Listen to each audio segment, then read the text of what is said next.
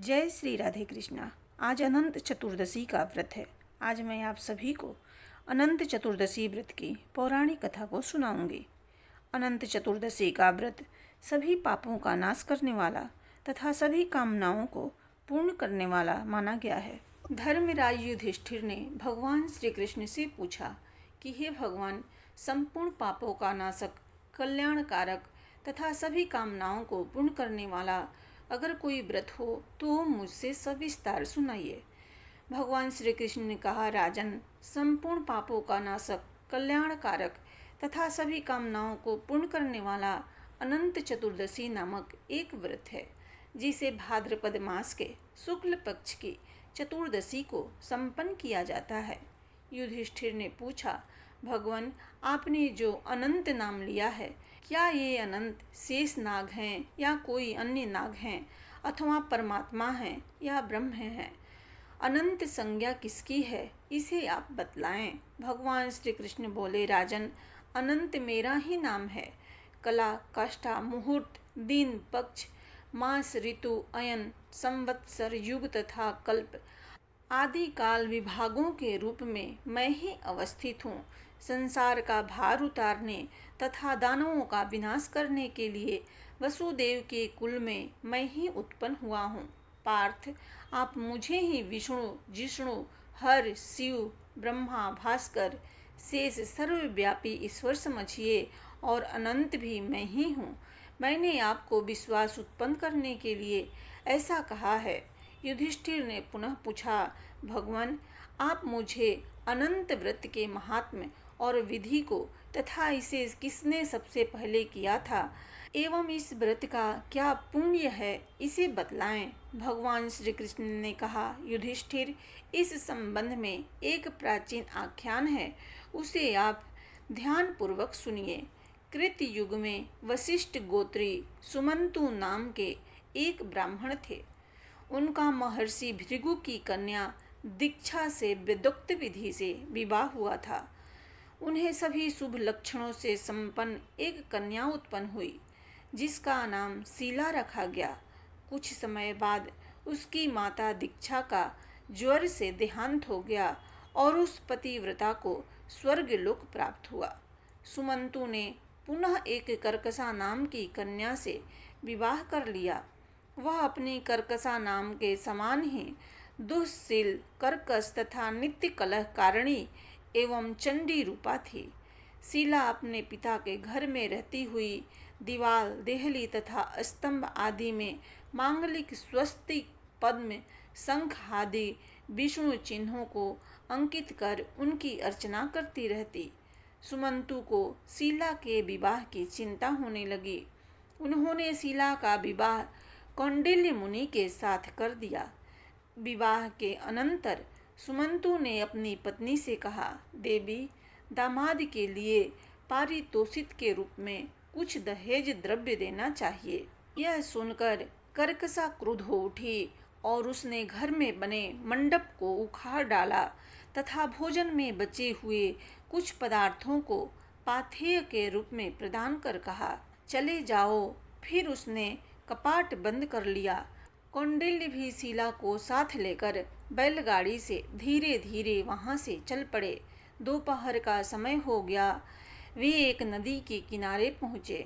शीला ने देखा कि शुभ वस्त्रों को पहने हुए कुछ स्त्रियां चतुर्दशी के दिन भक्ति पूर्वक जनार्दन की अलग अलग पूजा कर रही हैं। शीला ने उन स्त्रियों के पास जाकर पूछा, देवियों, आप लोग यहाँ किसकी पूजा कर रही हैं? इस व्रत का क्या नाम है? इस पर वे स्त्रियां बोली, यह व्रत अनंत चतुर्दशी नाम से प्रसिद्ध है। शीला बोली, मैं भी इस व्रत को करूँगी। इस व्रत का क्या विधान है? किस देवता की इसमें पूजा की जाती है और दान में क्या दिया जाता है? इसे आप लोग बताएं। इस पर स्त्रियों ने कहा, शीले, प्रस्थ भर पकवान नैवेद्य बनाकर नदी तट पर जाएं। वहां स्नान कर एक मंडल में अनंत स्वरूप भगवान विष्णु की गंध, पुष्प, धूप, दीप आदि उपचारों से पूजा करें और कथा सुनें। उन्हें नैवेद्य अर्पित करें। नैवेद्य का आधा भाग ब्राह्मणों को निवेदित कर आधा भाग प्रसाद रूप में ग्रहण करने के लिए रखें। भगवान अनंत के सामने 14 ग्रंथि युक्त एक डोरा स्थापित कर उसे कुमकुम आदि से चर्चित करें। भगवान को वह दोरक निवेदित करके पुरुष दाहिने हाथ में और स्त्री बाएं हाथ में बांध ले। हे वासुदेव, अनंत संसार रूपी महासमुद्र में मैं डूब रही हूँ, आप मेरा उद्धार करें। साथ ही अपने अनंत स्वरूप में मुझे भी आप विनियुक्त कर लें। हे अनंत स्वरूप, आपको मेरा बार बार प्रणाम है। दोरक बांधने के अनंतर नैवेद्य ग्रहण करना चाहिए। अंत में विश्व रूपी अनंत देव भगवान नारायण का ध्यान कर अपने घर चले जाएं। सीले, हमने इस अनंत व्रत का वर्णन किया। तदंतर शीला ने भी विधि से इस व्रत का अनुष्ठान किया। पाथेय निवेदित कर उसका आधा भाग ब्राह्मण को प्रदान कर आधा स्वयं ग्रहण किया और दोरक भी बांधा। उसी समय शीला के पति कौंडिल्य भी वहां आए। फिर वे दोनों बैलगाड़ी से अपने घर की ओर चल पड़े। घर पहुंचते ही व्रत के प्रभाव से उनका घर प्रचुर धन्य धान्य एवं गोधन से संपन्न हो गया। वह शीला भी मणि मुक्ता तथा स्वर्ण आदि के हारों और वस्त्रों से सुशोभित हो गई। वह साक्षात सावित्री के समान दिखलाई देने लगी। कुछ समय बाद एक दिन शीला के हाथ में बंधे अनंत दोरक को उसके पति ने क्रुद्ध हो तोड़ दिया। उस विपरीत कर्म विपाक से उनकी सारी लक्ष्मी नष्ट हो गई। गोधन आदि चोरों ने चुरा लिया। सभी कुछ नष्ट हो गया। आपस में कलह होने लगा। मित्रों ने संबंध तोड़ लिया। अनंत भगवान के तिरस्कार करने से उनके घर में दरिद्रता का साम्राज्य छा गया। दुखी होकर कौंडिन्य एक गहन वन में चले गए और विचार करने लगे कि मुझे कब अनंत भगवान के दर्शन का सौभाग्य प्राप्त होगा। उन्होंने पुनः निराहार रहकर तथा ब्रह्मचर्य पूर्वक भगवान अनंत का व्रत एवं उनके नामों का जप किया और उनके दर्शनों की लालसा से विह्वल होकर वे पुनः दूसरे निर्जन वन में चले गए। वहां उन्होंने एक फले फूले आम्र वृक्ष को देखा और उससे पूछा कि क्या तुमने अनंत भगवान को देखा है? तब उसने कहा, ब्राह्मण देवता, मैं अनंत को नहीं जानता। इस प्रकार वृक्षों के आदि से अनंत भगवान के विषय में पूछते पूछते घास चरती हुई एक संवत्सरा गौ को देखा। कौंडिन्य ने गौ से पूछा, धेनुके, क्या तुमने अनंत को देखा है? गौ ने कहा, विभो, मैं अनंत को नहीं जानती। इसके पश्चात कौंडिन्य फिर आगे बढ़े। वहां उन्होंने देखा कि एक वृषभ घास पर बैठा है। पूछने पर वृषभ ने भी बताया कि मैंने अनंत को नहीं देखा है। फिर आगे जाने पर कौंडिन्य को 2 रमणीय तालाब दिखाई पड़े। कौंडिन्य ने उनसे भी अनंत भगवान के विषय में पूछा, किंतु उन्होंने भी अनभिज्ञता प्रकट की। इसी प्रकार कौंडिन्य ने अनंत के विषय में गदर्भ तथा हाथी से पूछा। उन्होंने भी नकारात्मक उत्तर दिया। इस पर वे कौंडिन्य अत्यंत निराश हो पृथ्वी पर गिर पड़े।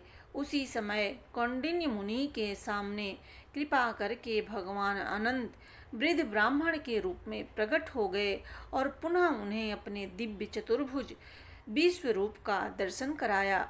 भगवान का दर्शन पाकर कौंडिन्य अत्यंत प्रसन्न हो गए और उनकी प्रार्थना करने लगे तथा अपने अपराधों के लिए क्षमा मांगने लगे। पापे हम पाप कर्मा हम पापात्मा पाप संभव पाहि मां पुंडरीकाक्ष सर्व पाप हरो भव अध्यम में सफलम जन्म जीवितम च सुजीवितम।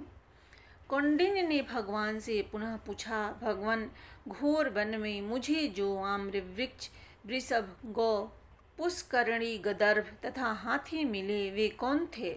आप तत्वज्ञ हैं, इसे बतलाइए। भगवान बोले, द्विजश्रेष्ठ, वह आम्रफल पूर्व जन्म में एक वेदज्ञ विद्वान ब्राह्मण था, किंतु उसे अपने विद्या का बड़ा गर्व था। उसने शिष्यों को विद्यादान नहीं किया, इसलिए वह वृक्ष जोनि को प्राप्त हुआ। जिस गौ को तुमने देखा वह उपजाऊ शक्ति रहित वसुंधरा थी। वह भूमि सर्वथा निष्फल थी, अतः वह गौ बनी। वृषभ सत्य धर्म का आश्रय ग्रहण कर धर्म स्वरूप ही था। वे पुष्करणियाँ धर्म और अधर्म की व्यवस्था करने वाली दो ब्राह्मणियाँ थीं। वे परस्पर बहनें थीं, किंतु धर्म अधर्म के विषय में उनमें परस्पर अनुचित विवाद होता रहता था। उन्होंने किसी ब्राह्मण अतिथि अथवा भूखे को दान भी नहीं किया। इसी कारण वे दोनों बहनें पुष्करणी हो गई। यहाँ भी लहरों के रूप में आपस में उनमें संघर्ष होता रहता है। जिस गदर्भ ने तुमको देखा वह पूर्व जन्म में महान क्रोधी व्यक्ति था और हाथी पूर्व जन्म में धर्म दूषक था। हे विप्र, मैंने तुम्हें सारी बातें बतला दी। अब तुम अपने घर जाकर अनंत व्रत करो, तब मैं तुम्हें उत्तम नक्षत्र का पद प्रदान करूँगा। तुम स्वयं संसार में पुत्र पौत्रों एवं सुख को प्राप्त करके अंत में मोक्ष प्राप्त करोगे। ऐसा वर देकर भगवान अंतर्ध्यान हो गए। कौंडिन्य ने भी घर आकर भक्ति पूर्वक अनंत व्रत का पालन किया और अपनी स्त्री शीला के साथ वे धर्मात्मा उत्तम सुख प्राप्त कर अंत में स्वर्ग में पुनर्वसु नामक नक्षत्र के रूप में प्रतिष्ठित हुए। जो व्यक्ति इस व्रत को करता है या इस कथा को सुनता है वह भी भगवान के स्वरूप में मिल जाता है। बोलिए विष्णु भगवान की जय।